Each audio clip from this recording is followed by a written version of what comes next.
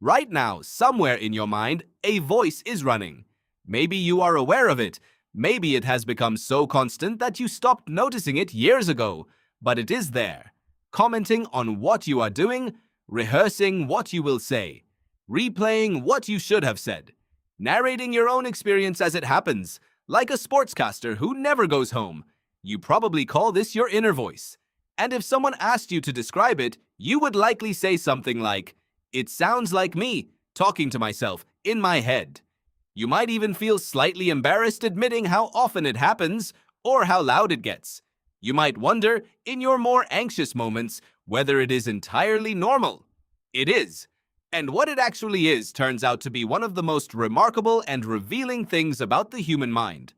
The inner voice has been studied seriously since the 1990s, when a psychologist named Lev Vygotsky proposed something that seemed strange at the time. He suggested that the inner speech adults experience in their minds is not something separate from the speech children use out loud. It is the same thing.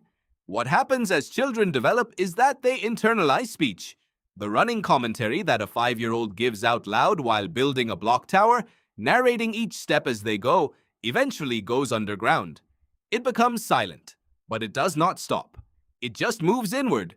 This means your inner voice is not simply thinking, it is a form of language. It uses the same neural architecture as spoken speech. The same regions of the brain that produce and process external language are active when you talk to yourself internally. Research using neuroimaging has confirmed this. When you are engaged in inner speech, Broca's area, the region associated with speech production, lights up. The motor cortex areas associated with the mouth and tongue show activity even though no words are being spoken out loud. Your brain is, in a very real sense, rehearsing speech every time you think in words. But what is this speech actually for? The psychologist Ethan Kross at the University of Michigan has spent years studying how the inner voice functions, and what he has found changes the picture dramatically. The inner voice, it turns out, is not just a passive narrator.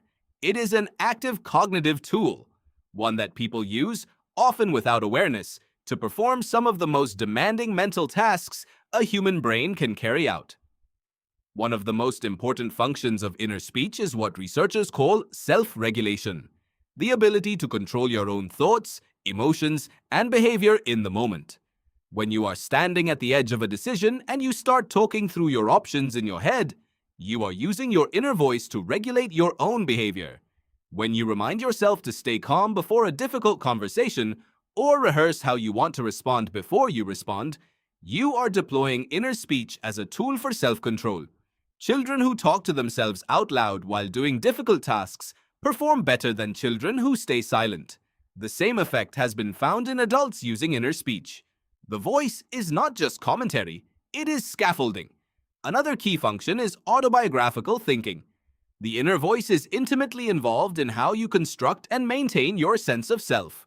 When you lie awake at night replaying a conversation from 3 days ago, or rehearse the argument you are planning to have tomorrow, or compose the narrative of your day before you fall asleep, you are using inner speech to do something uniquely human, to situate yourself in time, to connect who you were, who you are, and who you might become into a continuous story.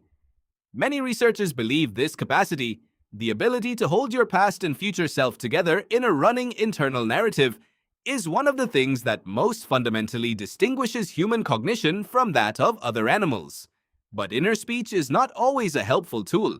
It can also become the source of significant suffering.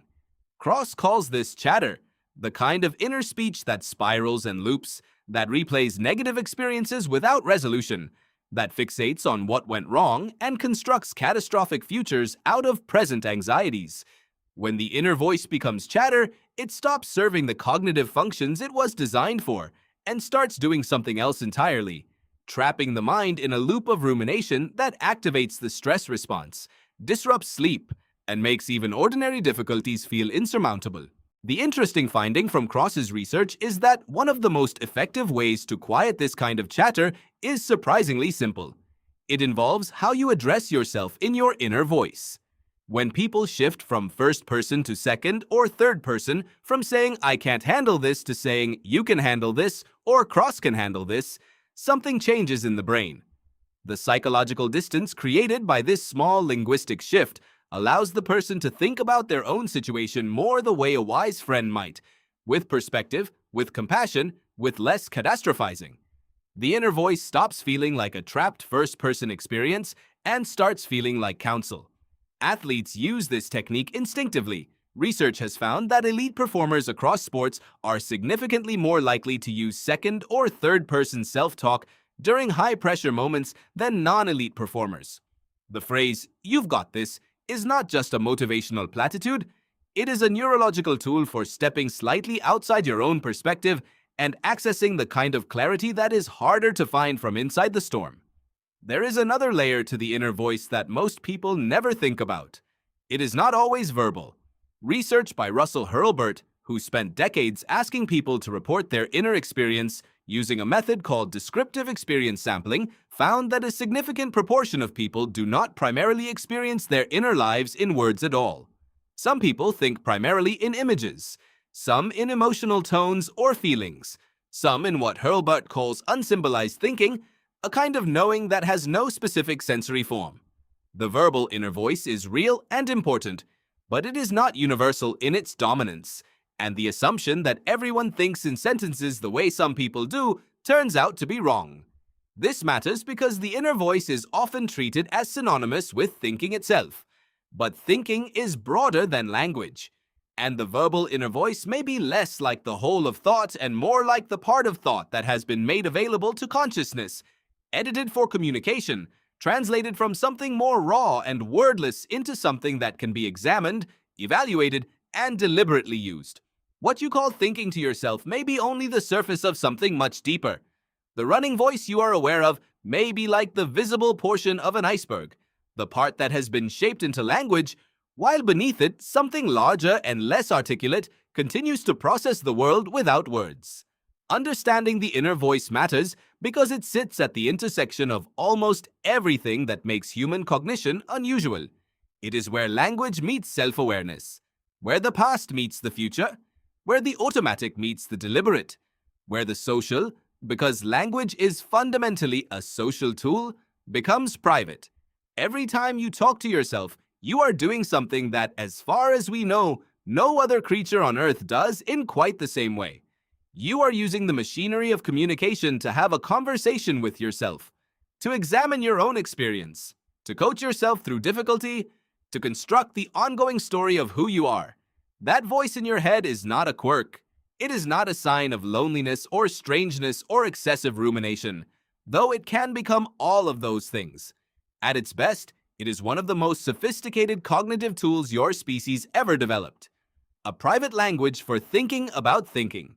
A way of standing slightly outside your own experience and looking at it, if only for a moment, from the outside.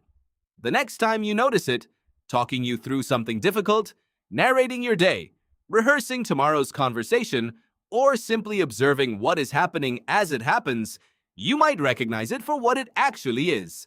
Not noise, not distraction, not something to be embarrassed about, but evidence that you are doing something extraordinary, even when you are doing nothing at all.